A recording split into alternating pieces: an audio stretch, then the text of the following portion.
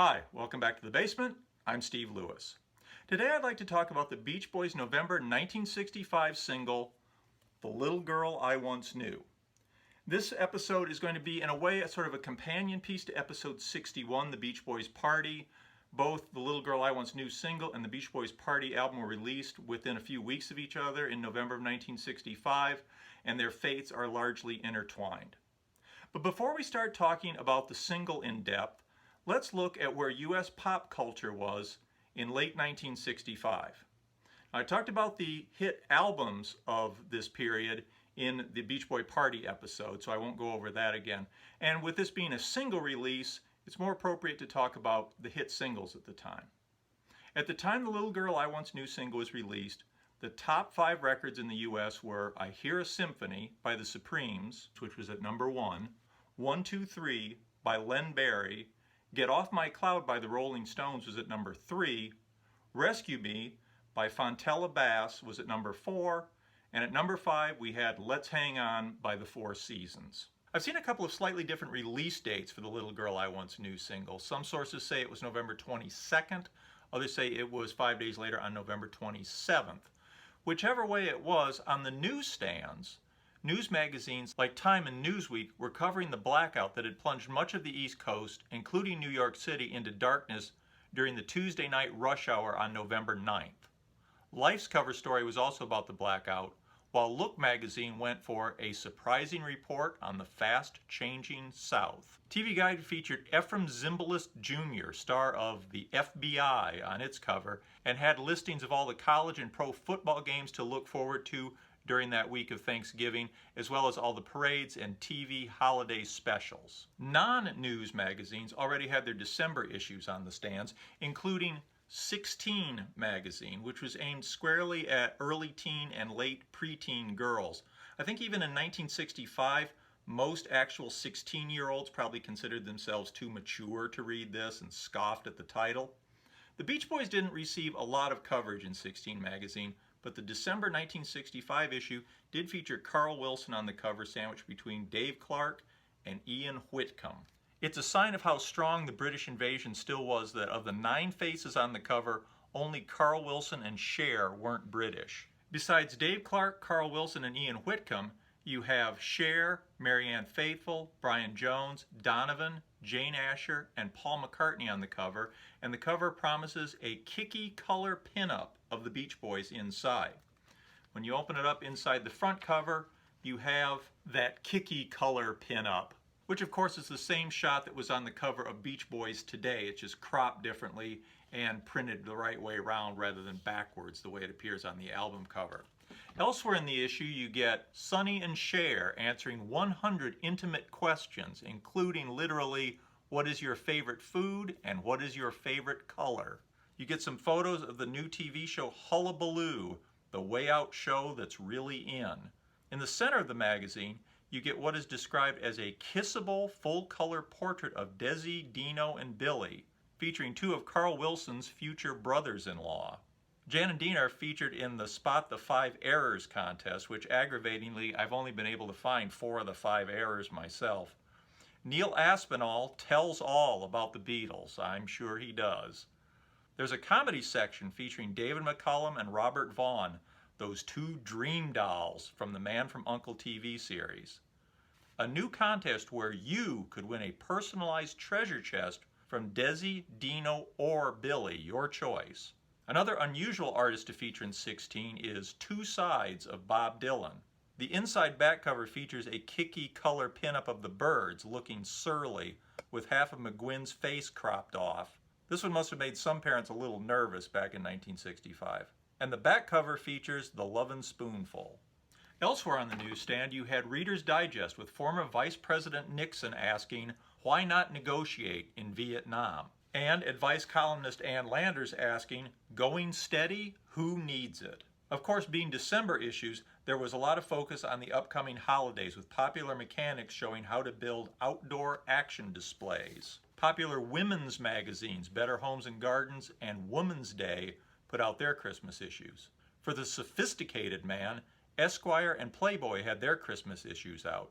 Esquire's cover featured swinging George Hamilton, Joey Heatherton, Sammy Davis Jr., and Sybil Christopher. Sybil Christopher, by the way, was the ex-wife of Richard Burton and at the time was running the new swinging Manhattan nightclub called Arthur. Mad Magazine had its special hypnotic issue on the stands. In popular comic books, Superman was featuring the future Superman of the year 2965. In Archie comics, Veronica observed, "Every time I do the mashed potato with Archie, I wind up with mashed feet." At home, we'd already received our Christmas catalogs from Sears, Ward's, and Penny's. Some people might have already phoned in their holiday orders since, of course, you needed to allow a week or two for in-store delivery. On TV, Bonanza was the #1 rated show in the country. Other popular shows included Bewitched, The Red Skelton Hour, and a new show that had premiered that fall, Hogan's Heroes. And based on the high ratings, America seemed to love authority figures being driven crazy by insanely incompetent underlings, whether it was Gomer Pyle annoying Sergeant Carter on Gomer Pyle USMC, Mrs. Carmichael infuriating Mr. Mooney on The Lucy Show, or Gilligan irritating the skipper on Gilligan's Island. On Thursday, December 9th, CBS kicked off its evening lineup with Gilligan's Island as usual, but following that, The Munsters was preempted in order that they could present a special program, the first ever animated Peanuts TV special, Merry Christmas, Charlie Brown. The show pulled in a whopping 45% of the audience, making it the #2 show for the week, just behind Bonanza. CBS soon began plans for a Halloween-themed Peanuts special to premiere in October of 1966, and aluminum Christmas trees would never be cool again. At the movies that holiday season, you might have been watching Dean Jones and Haley Mills in Disney's That Darn Cat. Vincent Price, Frankie Avalon, and Dwayne Hickman were starring in AIP's Dr. Goldfoot and the Bikini Machine. Elvis was starring in probably the most ridiculous of all his films, Harem Scarum. The big holiday releases in December were Omar Sharif and Julie Christie in Dr. Zhivago, and Bond was back just a few days before Christmas in Thunderball. So this is the world that greeted the Beach Boys' late November 1965 release, The Little Girl I Once Knew. It's a strangely overlooked single, and in my estimation, it's been treated a little shabbily pretty much from the moment it was released. It doesn't have its own cover artwork, it's just shots from the Beach Boy Party album that had come out a few weeks earlier. It doesn't have its own B-side, it's just a track from the Party album. Most Beach Boy biographies give the song a sentence or two, maybe a paragraph, and then move on. Byron Priest's 1978 The Beach Boys is typical. It says of the single, issued in November, it was their most non-commercial single, a complex arrangement with unusual pauses throughout the song. Brian was experimenting further, this time using the group's single as a showcase for subtle musical changes. It did not catch on as quickly as the usual Beach Boys release, and Capitol quickly wiped it under the carpet and issued another single in January. Barbara Ann, the follow-up single, was actually released in December rather than in January. But apart from that, this is pretty much the typical story that gets told about the Little Girl I Once Knew single. That the song was too far out in 1965, particularly with the two 4-beat pauses that occur within the song. DJs took that silence to be dead air, which of course is anathema in the radio to have any dead air. Now I don't doubt that that's true, but I think the real story, as so often happens, is a little more complicated.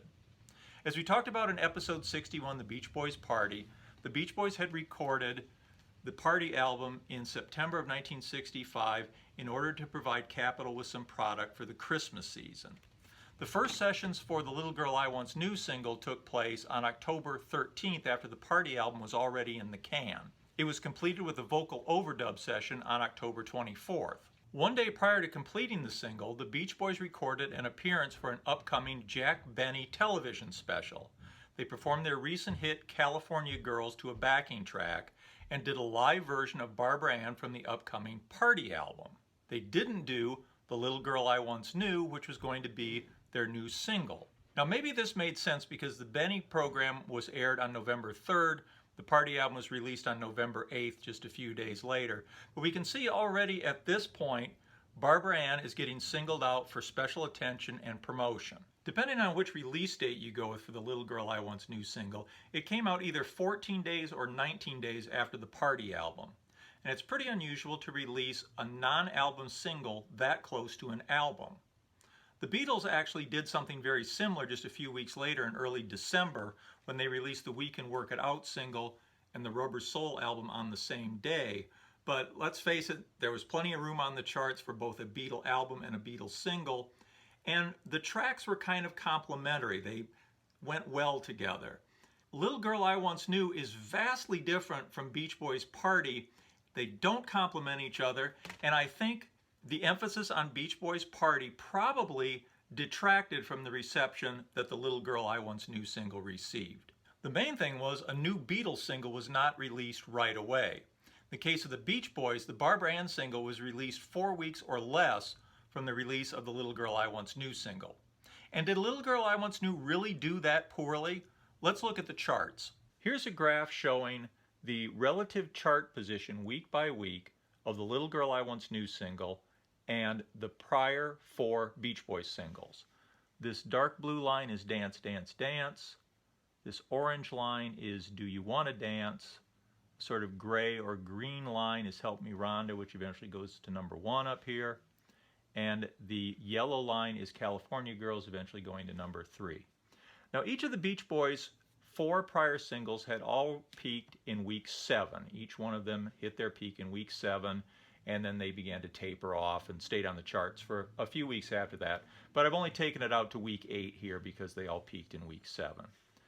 This line, this sort of light blue line, is the Little Girl I Once Knew single. And you can see it enters the chart higher than any of the prior 4 Beach Boys singles. It comes in at 69. The average of these other singles was 79.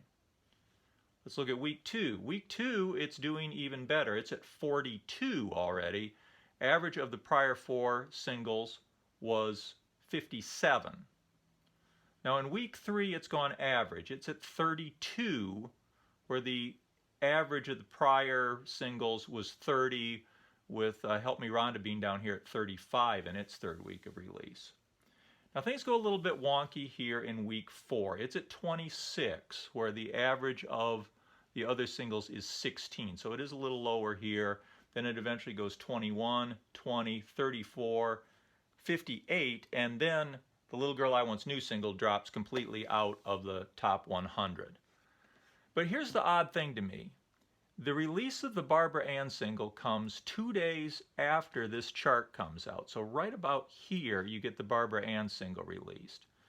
All of these other singles, they waited until they had a few weeks to peak. They saw them coming down and then released a new single, or if there wasn't a new single ready, there was no Beach Boy activity on the chart for a few weeks. The exception is Do You Wanna Dance? They did release Help Me Rhonda when Do You Wanna Dance was right at its peak of number 12. That's when they released Help Me Rhonda. So I'm sure that added to the sort of steep drop off here, and it may also have added to the fact that Help Me Rhonda took a little while to catch on. Anyway, so here's where they released Barbara Ann in comparison to the chart position of Little Girl I Once Knew. Now remember, this single didn't just arrive full-blown out of nowhere. There had to be some ramp-up time, and I don't know in the mid-60s how long it took to put together a single, but with Barbara Ann it had to be edited. Of course, it had to be remastered for single. They had to create plates, send them to the factory. They had to print labels, do artwork for a cover for the single, get the artwork printed, get it distributed, all that. So I have to think that they had to have been planning the single at least as far back as a week earlier when it was doing average. I got to believe it must have been more like 2 weeks at the very least when it was actually charting higher than prior Beach Boy releases. That seems a little odd to me that they would sort of stomp on Little Girl I Once Knew by releasing Barbara Ann right here. Now maybe they'd had some negative feedback from DJs, maybe Capitol had some information outside the charts that the single was going to stall, or maybe they just thought they had a surefire hit with Barbara Ann and wanted to get it out with all that Christmas money around, never mind what happened to the other single. One thing that's not really very much in dispute is Little Girl I Once Knew is a great track. The intro is another classic, beautiful intro that demands your attention and draws you in immediately. It's nearly as memorable as the classic intro to the prior single, California Girls. The instrumentation serves as a preview for next year's Pet Sounds, and of course the vocals are flawless and just amazing. Mike's "Look Out Babe" and "Split Man" interjections just before the pauses are early examples of the kind of avant-garde humor that Brian would pursue with "Smile" and "Smiley Smile." And the change in volume and intensity between the verses and the chorus also reminds me of the different sections of Cabinescence. The title is a little long and unwieldy and doesn't have the catchy imagery of California Girls or even Help Me Rhonda, but that's a small point. It's a great track and deserves a lot better than the treatment it got. Unusually, it was never released on a regular Beach Boy album and made its first album appearance on the Best of the Beach Boys Volume 3 in August of 1968. There's some alternate single versions like "Be True to Your School" that didn't make it onto a regular Beach Boys album. But apart from "Breakaway" in 1969, or I guess "The Lord's Prayer," "Whistle In," and "Celebrate the News," I believe it's the only Beach Boys song of the 60s that didn't make it onto a regular Beach Boys album. "Even Good Vibrations," of course, was sandwiched onto the "Smiley Smile" album nearly a year after it was initially released. This was a complex time in Beach Boy history, no doubt. There was a lot going on. I think there were a lot of decisions made very quickly by the band, by Capitol Records, by everybody involved. And I think also often the right hand didn't know what the left hand was doing and vice versa. In any case, I do think there is more to the fate of the "Little Girl I Once Knew" single than is usually summed up in a paragraph or two. If anybody has any additional insight into what happened with this record, I would love to hear your comments. Please, please comment. Hope you enjoyed this. Really thought this was a great single and wanted to spend a little bit of time on it. Please like and subscribe. We'll see you next time. Thanks. Bye.